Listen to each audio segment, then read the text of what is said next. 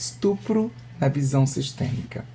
Quais são as dinâmicas que tem por detrás desta ação que em algumas famílias se repete em cada geração? É o nosso vídeo de hoje. Na visão sistêmica de Bert Hellinger, o estupro ele vem, como um evento traumático, muito traumático, que afeta não apenas a pessoa vitimada, a vítima do ato do estupro, mas também a todo o sistema familiar desta pessoa. Para entender o impacto do estupro em um sistema como um todo, é necessário, muito necessário, considerar as dinâmicas que existem em cada família. Qual é a dinâmica nesta família? É uma dinâmica de falta de respeito, e aí nós trazemos as ordens do amor. As ordens do amor como primordiais na sobrevivência de uma família com mais harmonia.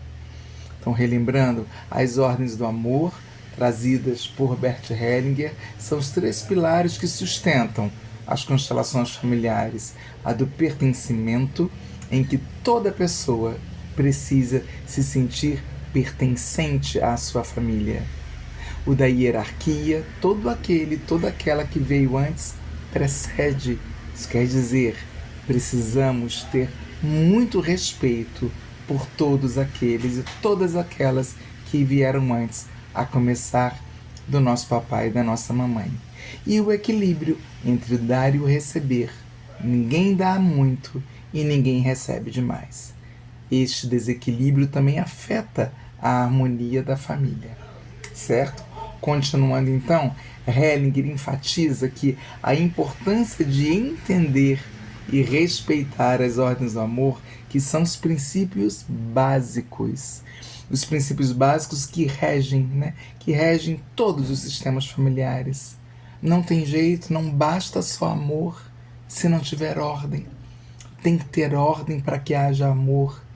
E as ordens do amor são essas que eu mencionei há um minuto atrás.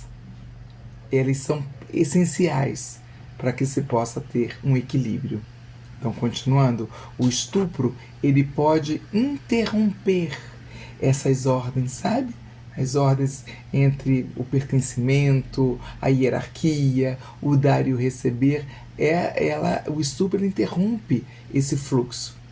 É como se fosse uma navalha cortando o fluxo das ordens do amor.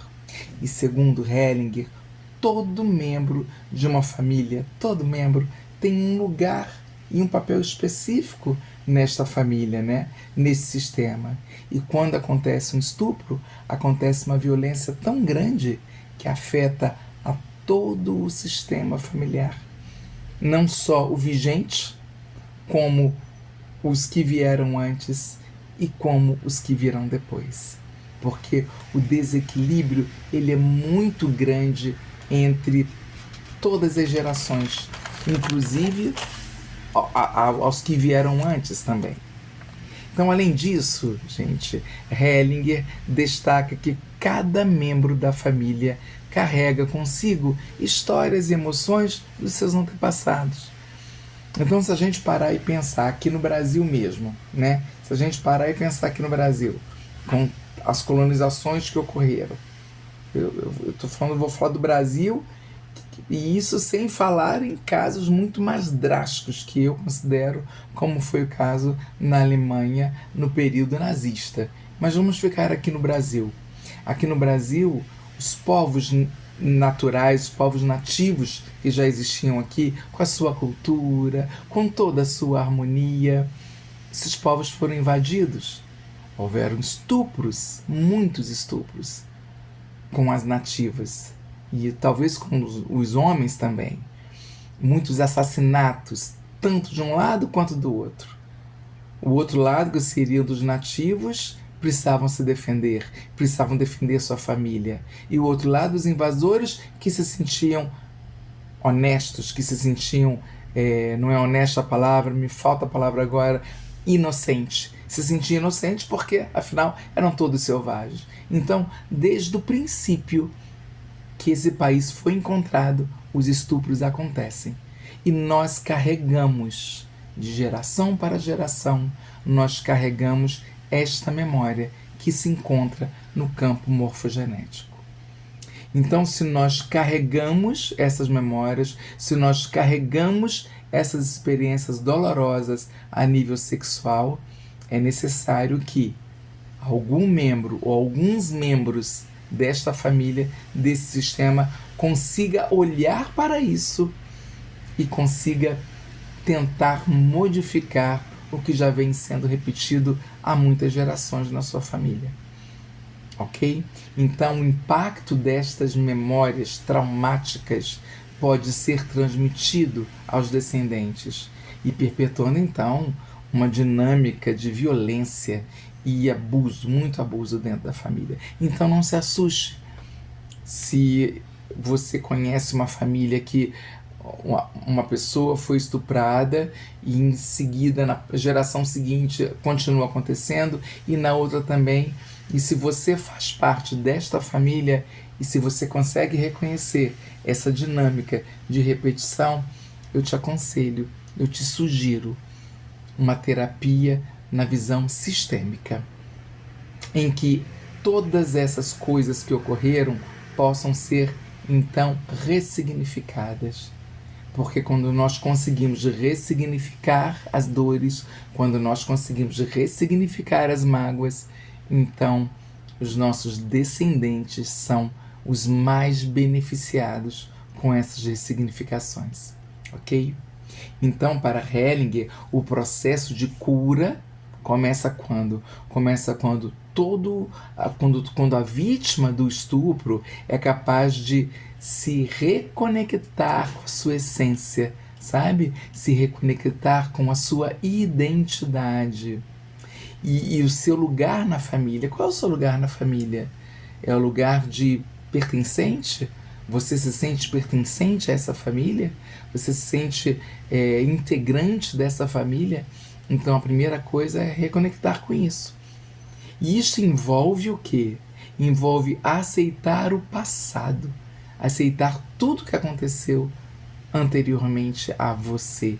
Ou as pessoas que você tem visto acontecer o estupro, a repetir a ação do estupro.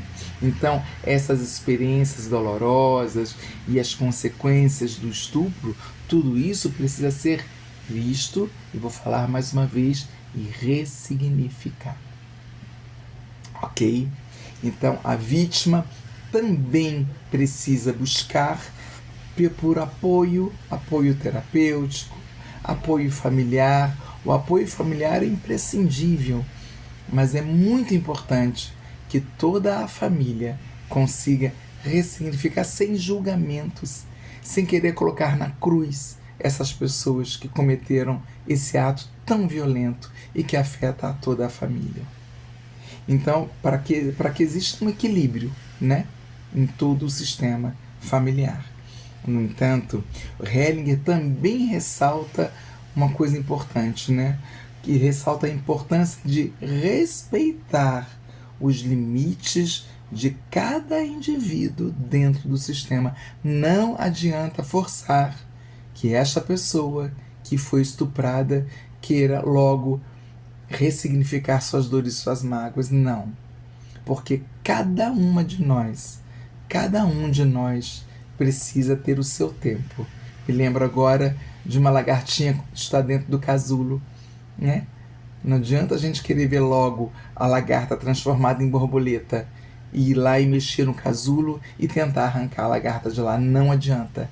Se a gente fizer isso, a gente interrompe um processo lindo, de beleza maravilhosa, que é o da borboleta, que pode voar com toda a sua leveza. E se vocês não sabem, a lagarta, antes de se fechar no casulo, ela solta a cabeça dela de lagarta, para então, dentro do casulo, ela construir